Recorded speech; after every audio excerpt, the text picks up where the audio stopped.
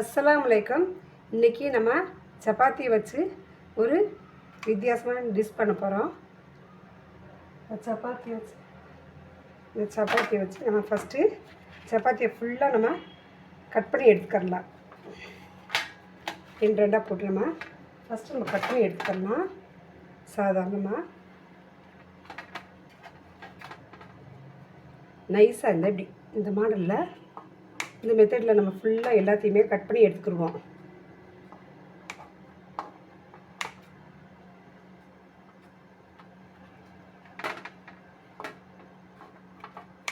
இதே மாதிரி நம்ம எல்லாத்தையும் கட் பண்ணி எடுத்துக்கலாம்.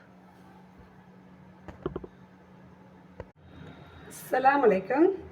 இன்றைக்கி நம்ம என்ன செய்ய போகிறோம்னா சில்லி சப்பாத்தி. ஃபஸ்ட்டு சப்பாத்தி இது மாதிரி நம்ம பரத்தி சுட்டு எடுத்துக்கிட்டு இதே அளவுக்கு நம்ம நீட்டமாக நம்ம கட் பண்ணி வச்சுக்கிறோம்.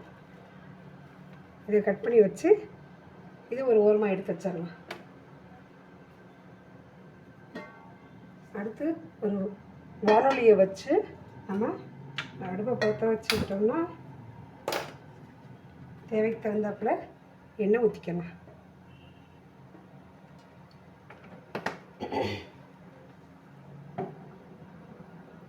தேவைக்கு தகுந்தாப்புல எண்ணெயை ஊற்றி நம்ம காயட்டும். காய்ஞ்சது பிறகு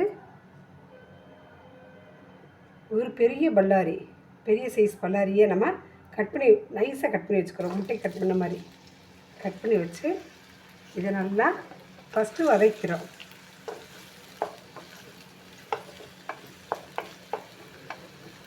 இதெல்லாம் வதக்கிறட்டும்.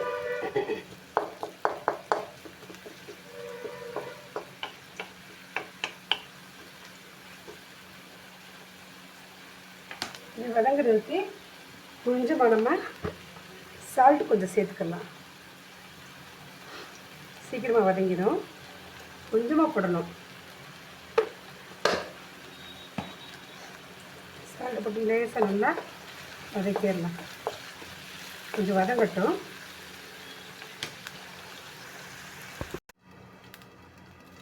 அஞ்சு நிமிஷம் நல்லா வெந்துருச்சு.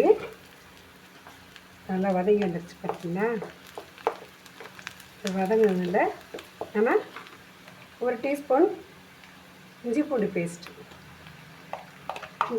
ஒரு டீஸ்பூன் கொடுத்துக்கலாம். அப்படி நல்லா பச்சை வாசனை போகிற அளவுக்கு நல்லா வதக்கணும்.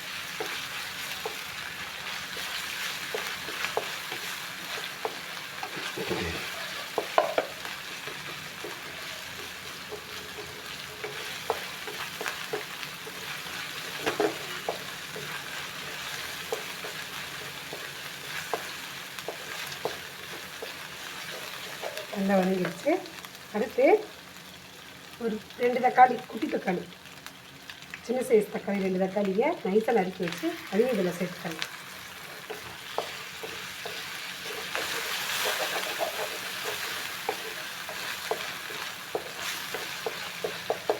கொஞ்சம் நல்லா வேகட்டும். இந்த சிம்மில் வச்சு நல்லா வேக விடலாம். நல்லா மசிஞ்சு வரும். மூடியை போட்டு நேரம் வரும்.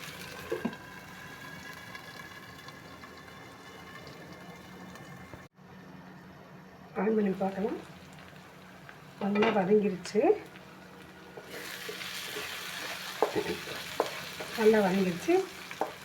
இப்போ நம்ம கொஞ்சமாக மிளகாத்தூள், ஒரு உரப்பு தகுந்தாப்புல நீங்கள் சேர்த்துக்கலாம். கொஞ்சமாக மிளகாத்தூள், 1 டீஸ்பூன் மல்லித்தூள்,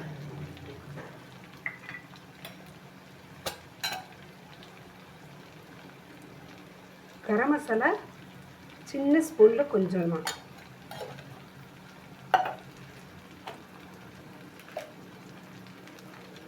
சிக்கன் கபாப் மசாலா கொஞ்சம்,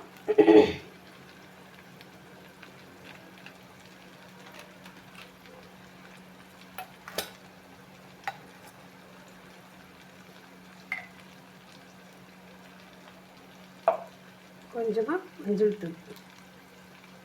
எல்லாத்துலேயுமே கொஞ்சம் கொஞ்சமாக சேர்த்துட்டா போதும். நம்ம தேவைக்கு தந்தாப்புல உரப்பு, உப்பு எல்லாமே நம்ம தேவைக்கு தகுந்தாப்புல நம்ம சேர்த்துக்கலாம். சேர்த்துனோம்னா கொஞ்சம் தண்ணி சேர்த்துக்கலாம்.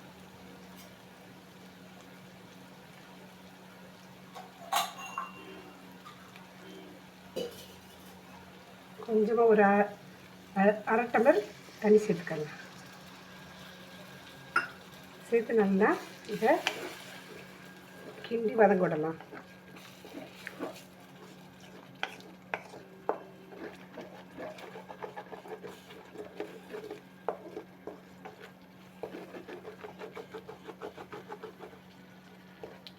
இதில் கொஞ்சம் ஜீரகத்தூள், கொஞ்சமாக ஜீரகத்தூள்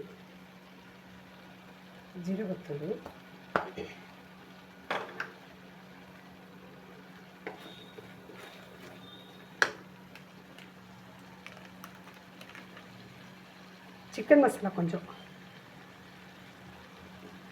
60 மசாலா, இது எல்லாத்துலேயும் கொஞ்சம் கொஞ்சம் போட்டோம்னா நல்லா டேஸ்ட்டாக இருக்கும். இப்போ நம்ம உப்பை செக் பண்ணி பார்க்கலாம். உப்பு பத்தலை, கொஞ்சமாக உப்பு போட்டுக்கலாம். நல்லா காரமாக இருக்குது.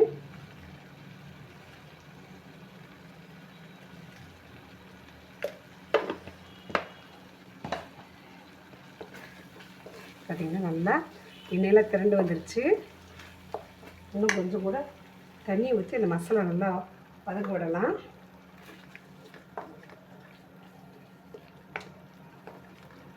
நல்லா வதங்கிடுச்சு.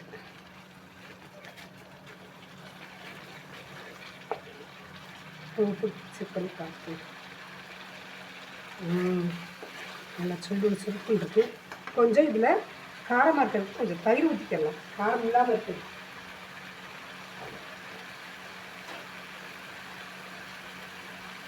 காரமாக இருக்குது, கொஞ்சமாக தயிர் எடுக்கலாம். கொஞ்சம் கிரேவியாகவும் இருக்கும் நமக்கு.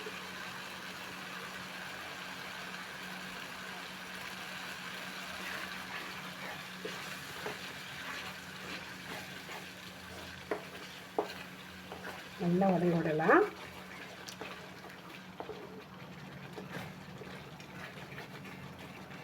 நல்லா அடி பிடிக்காமல் நல்லா அதை நல்லா இது செஞ்சு விட்டுறணும், எடுத்து விட்டுறணும்.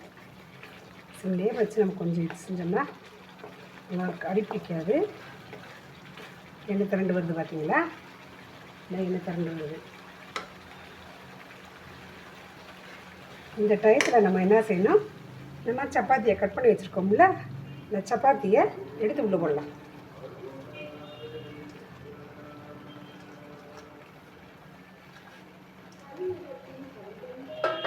சப்பாத்தி உள்ளே போட்டு நல்லா பரட்டி விடலாம்.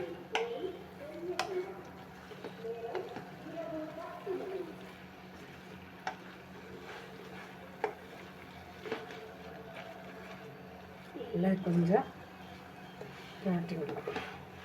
கொஞ்சம் மசாலா எல்லாத்துலேயுமே பிடிக்கிற மாதிரி கொஞ்சம் பரட்டி விடணும். கொஞ்சம் இதுக்கு ஒன்றும் கொஞ்சமாக அந்த இது பூரா சப்பாத்தி பூரா கொஞ்சம் மசாலா எல்லாமே உள்ளே போய் பிடிக்கணும். பிடிக்கிறதுக்காக கொஞ்சம் தண்ணி சேர்த்துக்கலாம்.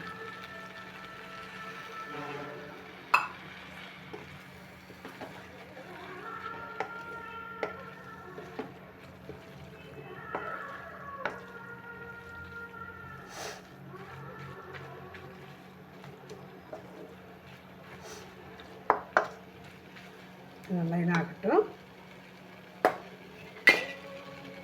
கொஞ்சம் இதாகிடுச்சு. இந்த நேரத்தில் நம்ம கொத்தமல்லி நைஸாக நறுக்கி வச்சுருக்கோம்ல, கொத்தமல்லி தலையை அது மேலாக தூவி விட்டுடலாம்.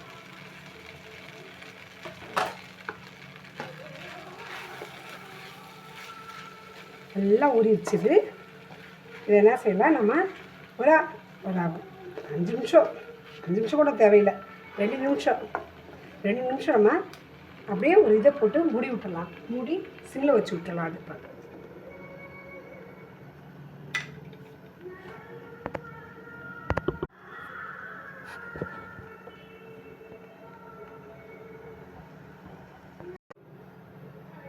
திறந்து கொஞ்சம் இதாகிடுச்சு. நம்ம இப்போ கடைசியாக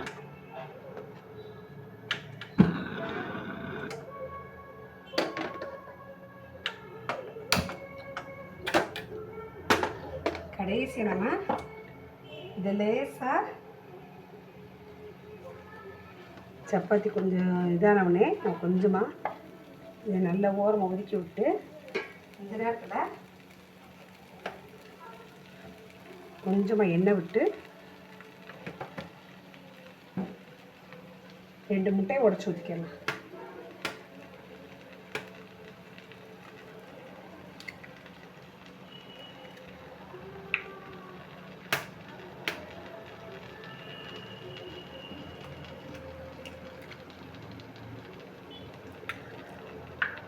ரெண்டு முட்டையை உடச்சி ஊற்றி நம்ம லேசாக இதை அப்படியே கிண்டலை கிண்டி இது எல்லாத்தையும் ஒன்றா போட்டு நம்ம பிறக்கலாம்.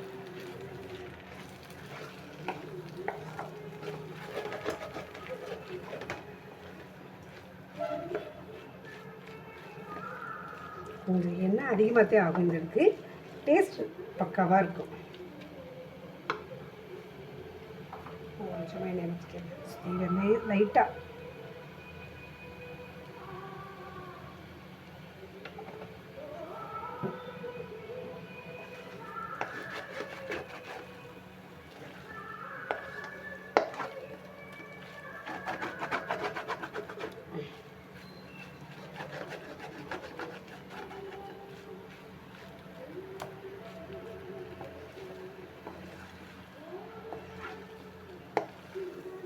நல்லா இதாக்கி எடுத்துட்டு லேசாக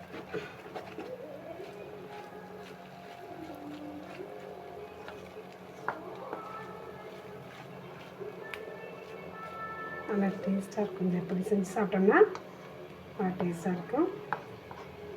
நைட் டிஃபன்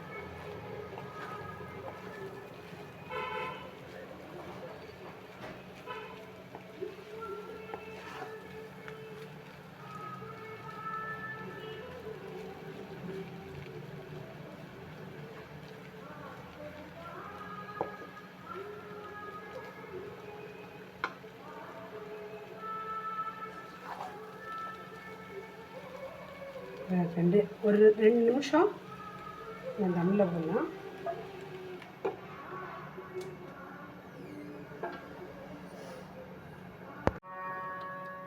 சுவையான சில்லி சப்பாத்தி ரெடி. நல்லா டேஸ்ட்டாக இருக்குங்கிறது. இப்படி இது மாதிரி நீங்கள் செஞ்சு பாருங்கள். ஈஸியான மெத்தட் தான். இதே மாதிரி நீங்கள் ஒரு ட்ரிப் நீங்கள் செஞ்சு பாருங்கள். டேஸ்ட்டாக இருக்கும்.